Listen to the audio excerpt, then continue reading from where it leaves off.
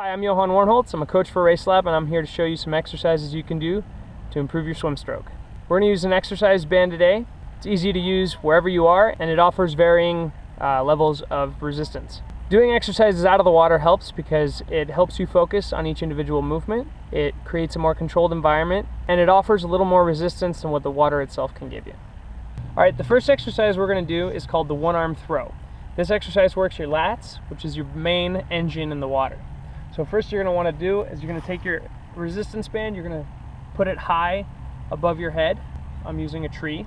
What you're going to do is you're going to grab each handle, you're going to hold it above your head, and then you're going to step away from where it's anchored until the resistance band is taut. And then very slowly and controlled, you're going to lower each arm individually. So what this is working is it's working the muscles that you use when you start your catch and when you do the pull through the water. It's very important to stay controlled through the motion, including the way up. You don't want it to just pull your hand up, you want to have that motion be very controlled.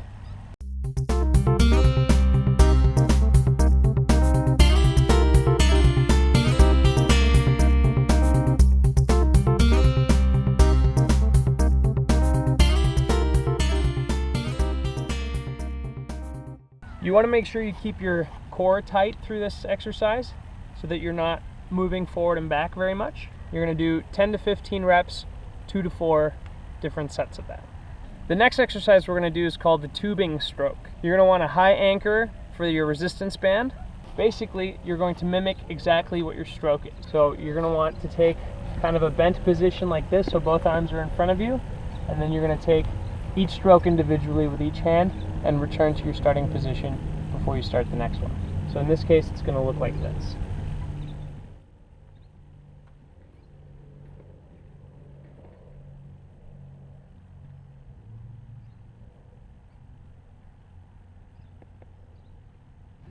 So a very important part of this stroke is to make sure you're mimicking the stroke correctly. So a big mistake that's easy to make is where you're just pulling your elbow back as if you're doing a row. And that's incorrect. What you want is you want to bring your hand down, keeping your elbow up as if you're catching the water, and then you want to pull back with the hand and let the elbow follow the hand.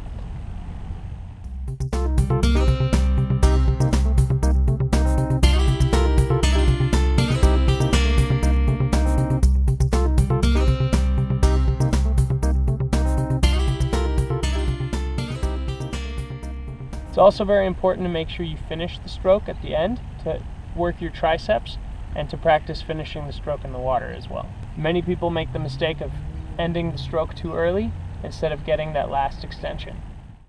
So the reason that exercise is so helpful is because it mimics the stroke and it increases your strength through the stroke. Adding more resistance on what the water can provide will make you stronger when you get into the water.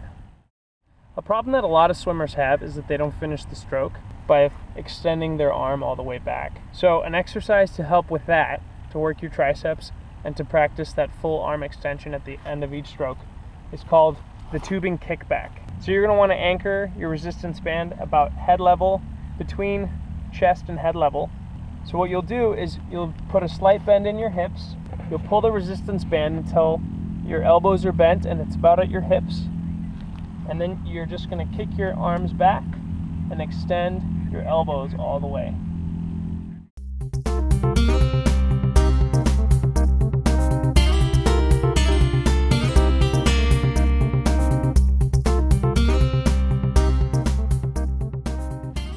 And like all the other exercises, you want to make sure that you practice the return motion slowly and controlled.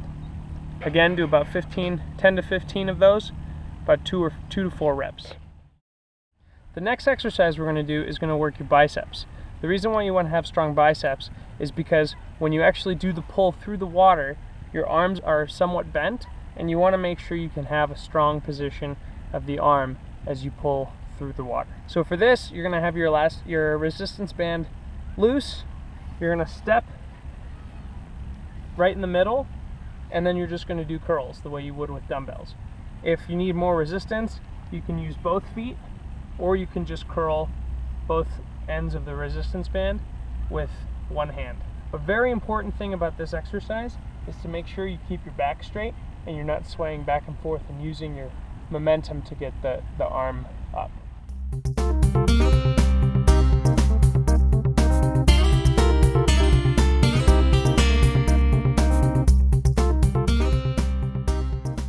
The last exercise we're going to do is a simple shoulder press.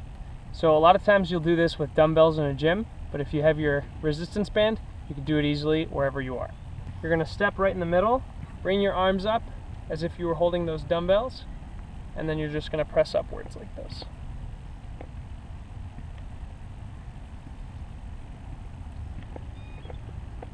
Again, you want this motion to be slow and controlled.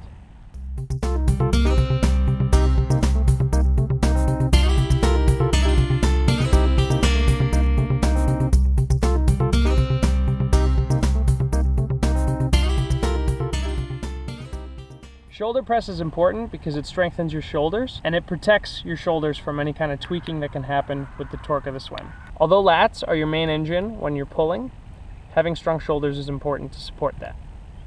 So there you have it, a few exercises to help you strengthen your swim stroke. Again, this is important, doing that out of the water because you can focus on each movement individually and because you can put on a little more resistance than by just swimming. Make sure you do each motion slow and controlled, including the return motion. You could do about 10 to 15 reps, about 2 to 4 sets of each. Do it a couple times a week, and I'm sure you'll see a difference in your swim. Again, I'm Johan with Race Lab, and happy training.